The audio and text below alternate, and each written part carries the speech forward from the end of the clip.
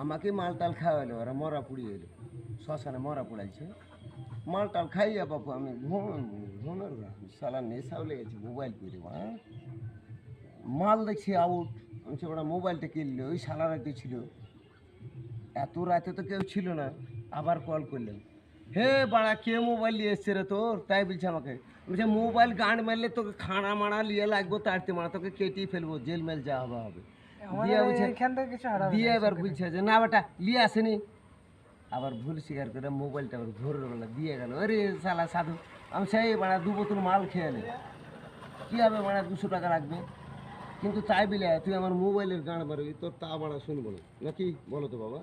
তাই তো দিয়া সকালবেলা দিয়া গেল, দিয়া বলছে মিষ্টি বললি না। আমি তুই গান মারা মিষ্টি খাবি বলছি না, তারপরে মোবাইল দিয়ে গেলে এটাই তোর বাপের ভাগ্য ভালো।